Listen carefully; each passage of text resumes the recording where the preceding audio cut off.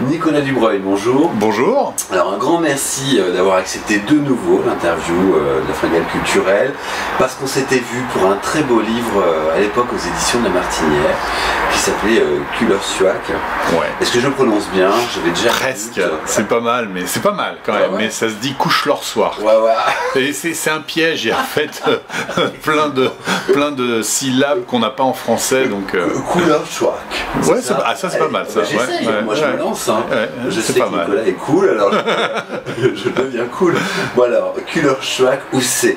Alors Ousset, c'est un tout petit village qui est situé... Alors c'est pas le village le plus au nord de l'Arctique, c'est pas le village le plus au nord du Groenland. C'est un village qui est dans une impasse, en fait. Il est à l'entrée de la baie de Melville et il est à 75 degrés de latitude nord. Donc c'est un tout petit village, alors, entre guillemets tout petit village, puisque c'est quand même un village qui compte 400 habitants et qui est un point un petit peu stratégique, c'est-à-dire que il est désigné en tant que village, et s'il augmente son nombre d'habitants, il va passer ville. Et s'il passe ville, ça veut dire qu'il faut qu'il ait plus d'infrastructures. Or, ce petit village est tellement éloigné, tellement difficile d'accès, que le gouvernement ne sera pas capable d'apporter les infrastructures nécessaires et donc qui risque de mourir et de disparaître. Alors vous parlez de ce village dans votre livre Akago. Ouais, parfait. Okay. Ma vie au Groenland. Vous y passez, d'après la 4e de couve, vous allez nous préciser si c'est vrai, environ 8 mois par an. Alors bon, ça dépend des années en fait, hein, à peu près, oui, et puis là un petit peu moins parce que j'ai une petite fille là, qui vient de naître en France, mais voilà, dans ces eaux-là évidemment, dans l'Arctique et puis dans ce petit village. Pour quelle raison vous avez besoin d'y aller? Ah, ça c'est une question. Vous un peu. Oui, complètement, parce que en fait ça a été une progression pour moi. C'est-à-dire qu'au départ, je suis parti faire des expéditions dans le monde polaire. C'était vraiment une question d'ego, totalement égocentré, prouver aux autres que je suis très fort, que je peux rester par des températures très froides, etc. Et puis après, je suis allé pour plaire aux filles. Pour plaire aux filles, oui, non mais c'est ça. Alors, soyons, ouais, voilà, c'est ça. Soyons très clairs. Je veux dire, les aventuriers, si tu pars, c'est pour revenir et épater les filles.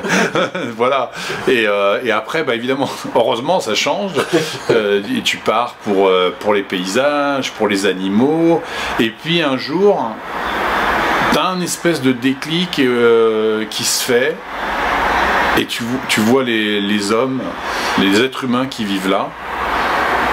Et là, moi, je suis tombé vraiment amoureux d'eux, quoi. C'est-à-dire vraiment séduit par leur façon de vivre, leur façon de penser, qui est pas, et je ne veux pas rentrer dans un espèce de poncif ou du bon sauvage qui connaît tout, qui a réponse à tout de notre société.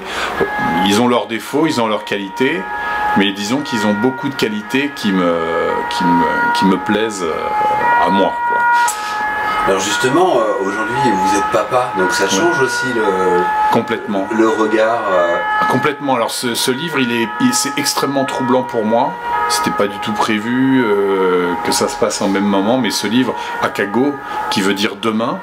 Alors pourquoi ça? Parce que justement pour eux, le futur, ils ne l'appréhendent pas de la même manière que nous. C'est-à-dire qu'Akago, c'est demain, mais ça veut dire après-demain, ça veut dire après-après-demain, ça veut dire dans 10 ans. Mais voilà, ils regardent le futur que demain. Et puis pour moi, c'est la naissance de ma fille, c'est aussi un bouleversement dans la vie d'un homme. C'est juste un tsunami. Et justement, c'est aussi la question de l'avenir de ce village. Est-ce que je vais y vivre plus? Est-ce que je vais y retourner? Et que pensent les Groenlandais, eux, de leur avenir?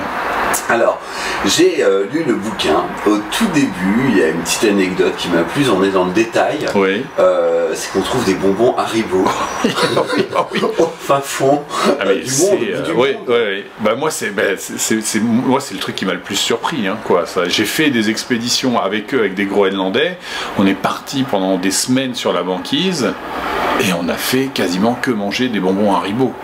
Parce que le sucre, évidemment, c'est quelque chose, c'est un goût qu'ils n'avaient pas et qu'on a apporté et qu'ils adorent. Et il y a des étalages complets de bonbons Haribo dans mon petit village. Il y a une toute petite boutique où il n'y a pas grand-chose, mais en tout cas, il y a des bonbons Haribo. Alors, je suis parti...